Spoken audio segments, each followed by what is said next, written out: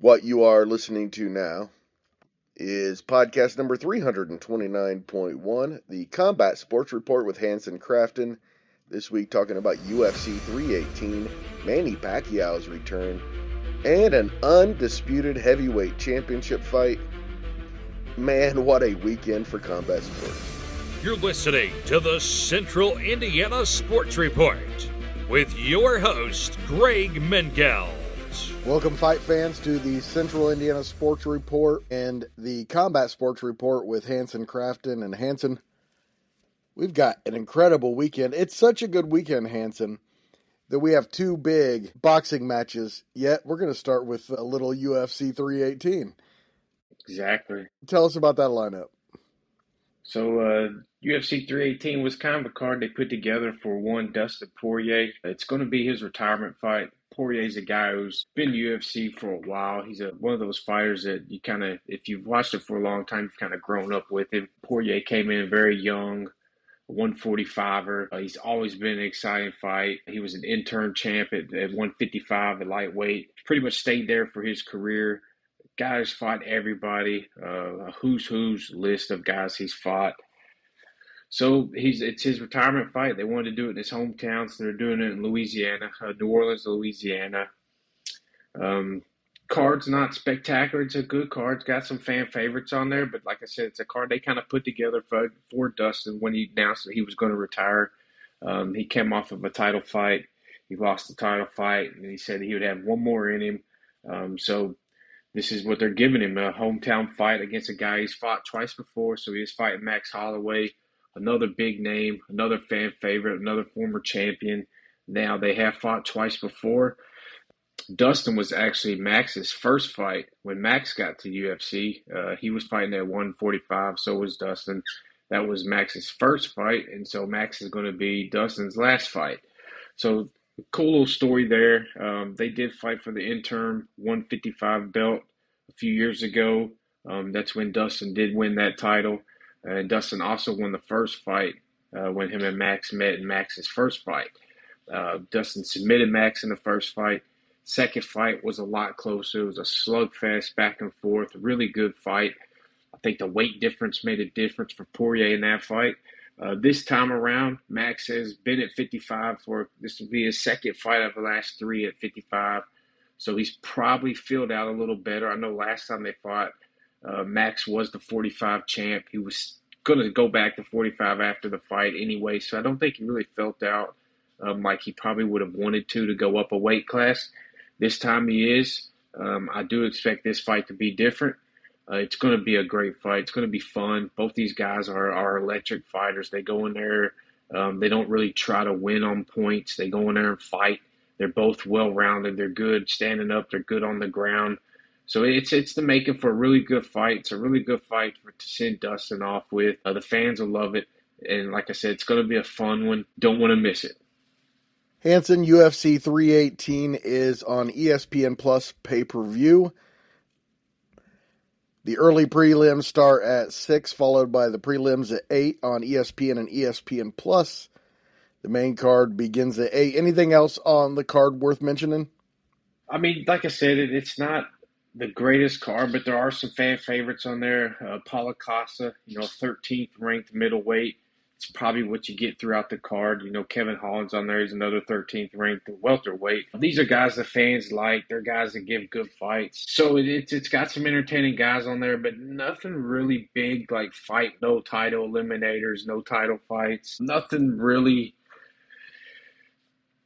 too crazy on there. Like I said, just a bunch of good fighters that they're putting on there. I think probably the other one to keep an eye on, up-and-comer Daniel Zellhuber. He's an undefeated prospect from Mexico. He's fighting Michael Johnson. Michael Johnson's a guy who's been around for a while as well. That's going to be a fun fight. Daniel's coming off of a big knockout last year. He fought on the Oche card that they did during Mexican Independence Day. So it's going to be exciting to see kind of where he's at in his career. This is one of those fights for him. Like I said, Michael Johnson's a veteran, been around for a while, but he's also a good fighter. He's coming off of a knockout win of his own. So it's a good test for Daniel. We'll see where he's at. Moving forward will be good for him. If he goes in there and beats Michael Johnson in impressive fashion, I think you could see him getting to the top 5 of the division or top 10 of the division, and then he could be looking at fighting somebody closer to the top 5.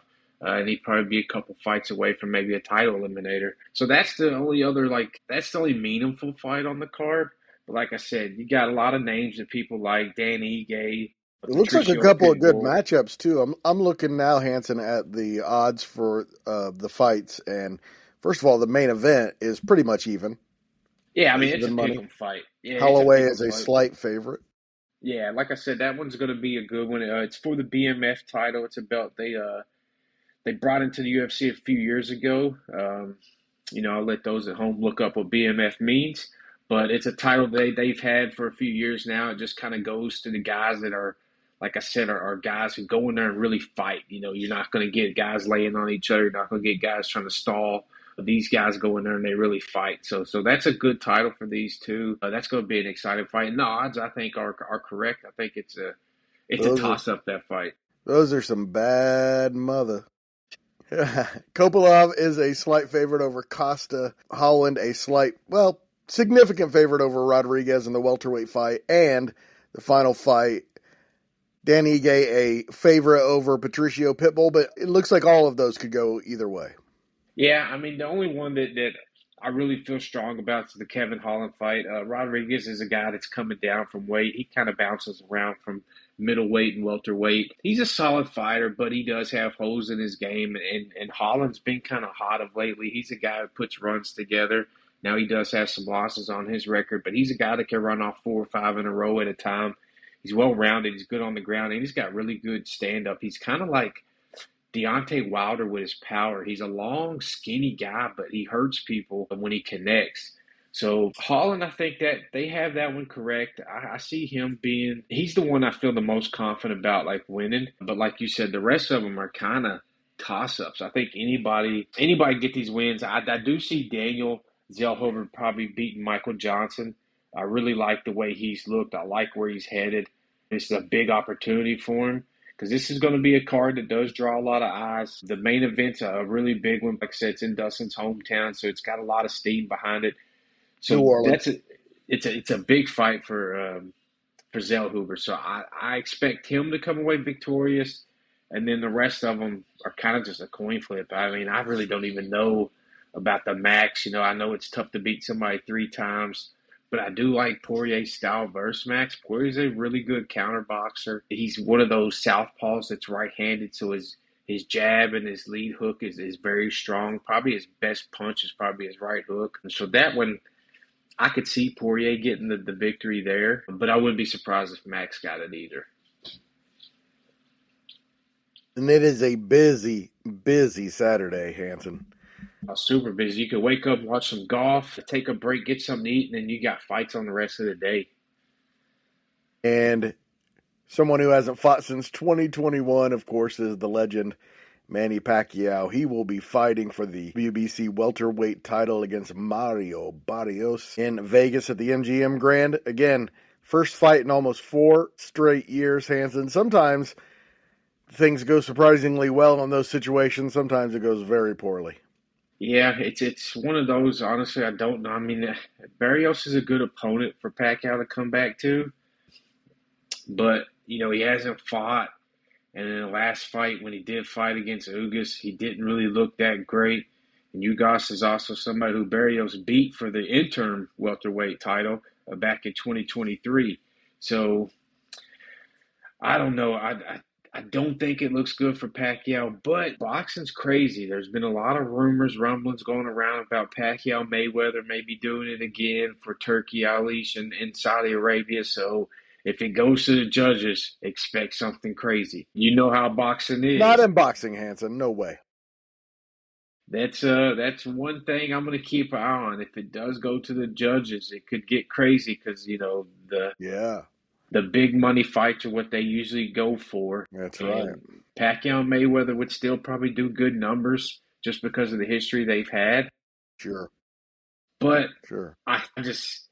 It's tough for me to see somebody 46 years old coming off of almost 5-year layoff, Like I said, he didn't look too great in his last fight anyways. It's going to be tough. Plus, Barrios has been active. He just come off of a draw in his last fight. It was in November of last year. So he's been fairly active. And he's a pretty good boxer as well. Now, I think he's lost 2 of his last 4 or 5. He's been knocked out by Tank. But he did beat Roley. So he's got some wins on his record. It's a toss-up. I would expect Barrios to win, I'd but say like I said, anything can happen. more than a toss-up, it's kind of a question mark. We have no Yeah. idea really what to expect. We don't get a lot of layoffs this long, Hanson, but this is a sport where guys retire and come out of retirement all the time. Sometimes they just needed that break. And Manny Pacquiao, you say what you want about boxers. 46 is old, but it's not super old. Men continue to get man strength up to about that age, and who knows what it means for him. Yeah, no, it's just a mystery. Yeah, it's going to be an interesting fight. I really don't know how it's going to go. Like I said, I expect Barrios to win, but who knows? Yeah, if it goes the distance, you can just count on. Even if he loses every round, Pacquiao's getting that decision. I think so. If it goes to the judges, I think it's going to get crazy. That's right. Barrios, by the way, is a almost 3-1 favorite in that one. Anything in that card that you like? Yeah, that's a loaded card. It's the Amazon Prime card. I think it starts at 8 p.m. Amazon pay-per-view, actually. But it starts at 8 p.m., and that card's loaded. You have a huge rematch between Sebastian Fedor and Tim Tszyu. They first fought 2 years ago, maybe last year. But it was a really good fight. Tim Tszyu was winning the early rounds. So it was last year. Tim Tszyu was winning the first few rounds, and then he got a really bad cut. I can't remember what caused the cut. I think it was a unintentional elbow or an unintentional headbutt. But he had a nasty cut right on the top of his forehead. It bled really bad. They couldn't get it to stop. And you could tell the fight changed after that. He got a little tired, I guess, from all the blood loss. But he still managed to take it to a split decision. Now, he did lose. Fedor did get that win over Tszyu. But, like I said, it was a really good fight for the circumstances. So this is a really interesting rematch. And Tszyu is the favorite. Yeah, I mean, like I said, he was winning the first fight. Now, he is coming off the fight he had right after that. Now, he did take on a Tank and Bakram Muccizelli, who was undefeated, and he beat the snot out of Tim Tszyu. It was the first fight after the Fedor loss, but he knocked Tim Tszyu down 3 times in the second round, then knocked him down and finished him in the third round. A pretty one-sided fight. I was super surprised to see that. But Tim Tszyu bounced back. He just beat Joseph Spencer by TKO in April of this year. So he did rebound well after 2 losses. It was the first 2 losses of his career. So he's kind of coming in with a little momentum going. Same thing from Fedor. Fedor hasn't fought but once since their first meeting. He just knocked out Cordell Booker, who was 23-0 when they went to a fight. It was a good prospect. So that was a good win for Fedor. Fedor was one he was kind of holding out, wanting a bigger fight at 54. He was trying to see maybe the Earl Spence fight, but Spence hasn't fought since he took that beating from Bud Crawford. I think they scheduled maybe twice to fight, and Spence didn't. He pulled out both times. So Fedor's been sitting a little bit. He's just got the one fight. He did fight March of this year, but he took a whole year off between that fight and the first Tim Tszyu fight. So he hasn't been as active, but I see this one as a good fight again. Fedor is super tall for the division. 6'5". He's a hard matchup for anybody in the division. But Tim Tszyu's a good boxer. And like I said, he was winning the first fight until he got that really bad cut. So it makes this one really interesting. I think Tim Tszyu should win, but you never know. Like we say, it's boxing. Anything can happen when you throw the gloves on, you get in a ring, and it's just you versus another man. Speaking of which, the division where that's most the case is, of course, the heavyweight division. You throw 2 guys in there, who knows what's going to happen. And we've got a good one, Hanson. And of the 3 big events going on Saturday, this is the one I'm looking most forward to. Nothing to me is better than a heavyweight boxing fight. Oh yeah, and you got two Title really good fight. ones on that card. That's going to be the zone. It's going to start a little earlier in the day. This one starts at 5:30 p.m. But you got the undisputed heavyweight title, the most precious title in all of combat sports. I know Teddy Atlas once said that back in the day, the heavyweight champion of the world was Babe Ruth. It's the title everybody looks to. It is a rematch, another rematch. It's Usyk, undefeated, a former light heavyweight champion, now the heavyweight champion. I know a lot of people don't like Usyk, but I think he's got one of the better resumes that you're going to see in boxing. He's beat Anthony Joshua twice, Tyson Fury twice. Like I said, he was a former light heavyweight champion. He's already beat Du Bois once. So this is a good rematch. Did he beat Du Bois once, or was it the circumstances that beat Du Bois once? No, he beat him. He was boxing. He was boxing him up pretty good. He Okay. made him quit in the ninth round. I mean, he dropped him with just a jab. A lot of people complain about the low blow, but if you watch in slow motion, it was an uppercut Du Bois throw. It started low and it ended at the belly, but he definitely hit him low.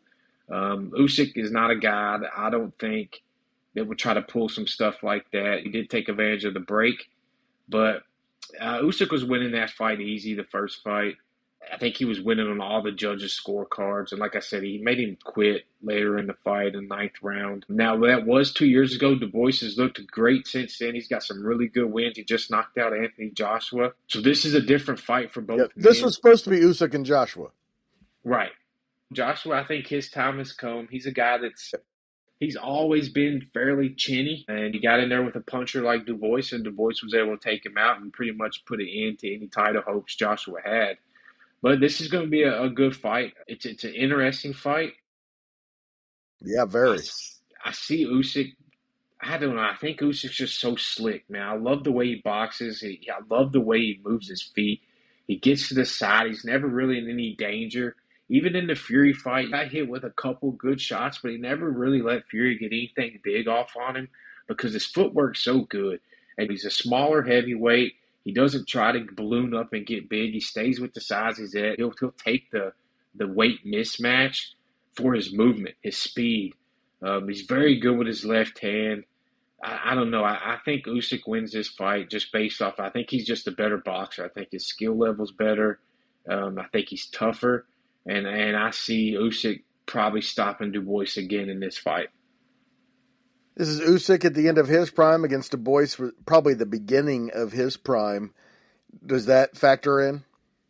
I think that would be the only factor. If the only way I see Usyk losing is if he does show up and all of a sudden he's a different fighter than what we've seen in the past. If he slows down, because like I said, he is a smaller guy for the division.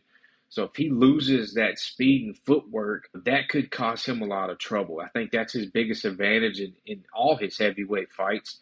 So if he does lose that, then, that'd be to his detriment. And he's a guy that he has started talking about retirement, and they always say in the fight game, once you got one foot out the door, it's never really good. You don't want to hear a guy start talking about retirement. Now, I think he said he probably plan on doing one or two more after this. But like I said, you never really want to hear people start talking about retirement while they're still fighting. So that's my only concern with Usyk is maybe does he run out of gas a little bit? But if we're going off skills, I think the skill gap's too large, and I think Usyk wins. But we'll never know with box, especially with heavyweights. Especially with heavyweights, exactly. Especially with a puncher like Du Bois. Like in the Joshua fight, got hurt by Joshua. Joshua went in for the kill, and then he was able to connect with a right hand, and he knocked Joshua on his face. So Du Bois is a puncher. He's got that puncher's chance. He is a good heavyweight. He's big. He's pretty filled out for his size, too. So he's a solid guy. The size advantage is his, but like I said, I think the skill goes to Usyk. So we'll see. Who's waiting for the winner?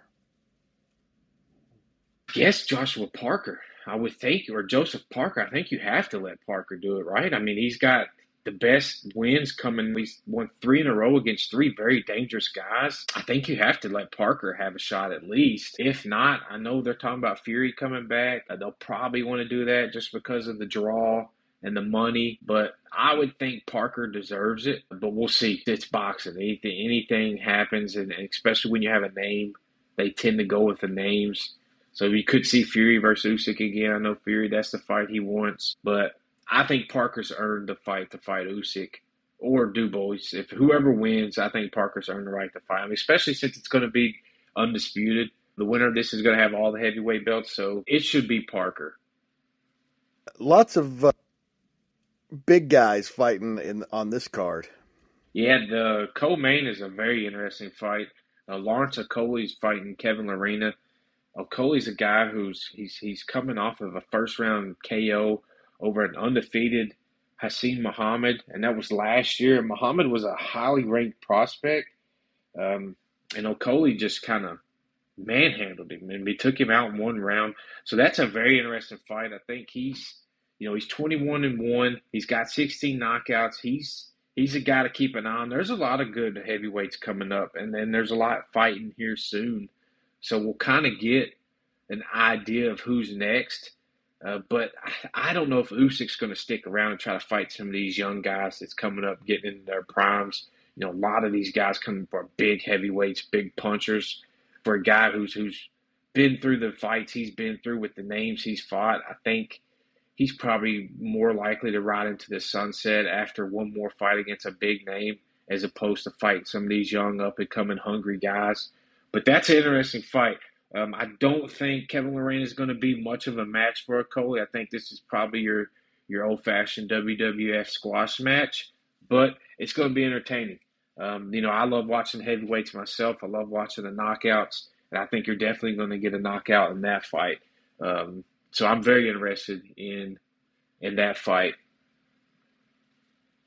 And then Lappin Edmondson, of course, is a light heavyweight title fight. Yeah, that's another interesting fight. They're both undefeated. I think it's the Intercontinental light heavyweight. So that's right. A weird one to me. Yes, it is. Yeah. It's like the silver, the co-main is a silver heavyweight title fight. So It's strange, but you got two undefeated fighters. So that's always good. Love the light heavyweight division too. Yeah, like I said, Usyk was a champion there. Normally, a lot of times those guys win the belt and then they move up a weight class. It's Evander Holyfield, the guys who are big punchers but also good athletes, typically. Yeah, and Edmondson's a really good athlete. He's not your prototypical puncher. He's only got 3 knockouts of his 11 wins, and I think his last 4 or 5 fights he's won by decision.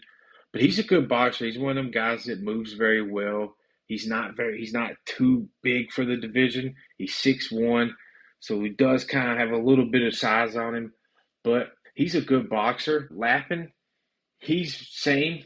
He's only got 4 knockouts of his 11 wins, but he's also a good boxer, and he's got a couple of good wins under his belt. He's fought, he fought 3 times last year. So he's a guy that's he's coming in. He's had a lot of momentum. He's had 3 knockouts of his last 4 fights. Maybe he's growing into his power. Like I said, he's only got 4 under his belt, but 3 in his last 4. So maybe that's something to look for him. Maybe he's going to be the puncher of the two, and then Edmondson may be the boxer. But he's getting the opportunity. He's another Ukrainian fighter. He's actually ranked number 2 out of Ukraine. He's ranked number 33 in the world at light heavyweight. So young up-and-comer. So that's a very interesting fight. Big fight for both these guys. Don't see either one of them being a laydown. I don't really know what the odds are on that fight, but I could see it maybe going the distance. They get scheduled for 10. I could see it going all 10 with both these guys. Like I said, if anybody's going to get the knockout, I feel confident Daniel Lappin could be the one to get the knockout. So Lappin is a big favorite, which I think they're probably counting off of the role he's been on lately. So if it doesn't go the distance, I could see him getting the stoppage. But I think it may go the distance with both these guys. Like I said, neither one of them really look like a huge puncher. But if anybody's going to get the stoppage, it probably will be Lappin. Lappin's minus 400 to minus 450, so not a huge favorite, but significant favorite. The odds makers say really either one of these guys could win it. Yeah, and in boxing, the minus 400 is not as big as it is in MMA. In MMA, a minus 400 would be huge. In boxing, you see guys minus 800 win fights. Seen a lot bigger than that. Yeah, I mean, yeah. Think of Mike Tyson, Buster Douglas. That's right. I think 22 Buster to Douglas 1. is. Yeah, I mean, it was. Yeah, anything can happen with the bigger guys. That's a real interesting fight, though. One fight I want to double back to though on the Pacquiao card is the Isaac Cruz versus Angel Ferrero. It's a super lightweight fight, 140 pounds, but they just fought in February of this year in an absolute dogfight. Really good fight. So that's going to be a rematch. Isaac Cruz is a really good fighter. Ferrer's a good fighter too. They both have the style where they're just going to meet in the middle. So that's an interesting to keep your eye on too. And the undercard of the Pacquiao fight. That one's going to be an exciting fight. I'm really looking forward to that fight on that card. That fight and the Fedor fight to me are going to be bigger than the Pacquiao fight, honestly. The Usyk fight with that card, obviously, that's the biggest fight on that. But with the Pacquiao card, that undercard's really good. That's a really good undercard. Get a lot of eyes on some of these guys. I know Brandon Figueiredo's also on there. Now he is coming off of a loss to Stephen Fulton, but he's a guy that before the loss he had 3 fights in a row, 2 KOs. He's a younger guy, so 25-2. Featherweight, I know you don't like the lightweights, 126, but he's an exciting fighter. That's a really good undercard. So, like I said, you got boxing all day. So it's going to be tough. You got to pick and choose which ones you want to watch if you don't have multiple TVs on. The Usyk fight does start first, and then you'll be able to catch the Pacquiao card and then go from that to the UFC. So it's a long day for fights, but a guy like me, I look forward to it. I'll wake up Saturday, I'll get everything done I need to do early that morning, and then I'll be watching fights from the first bell to the last bell, no matter what time it is. And we will get your reaction on all of it early next week. Thank you so much for your time, Hanson. No problem. That was a great podcast. Love having Hanson on. Loved working with Hanson when we worked at the newspaper together, and always loved talking fighting with him. So this has been a lot of fun doing this podcast with him. And thank you for listening. Please do us a huge favor and tell your friends and family about the Central Indiana Sports Report. In fact, just share this one. Go hit that share button.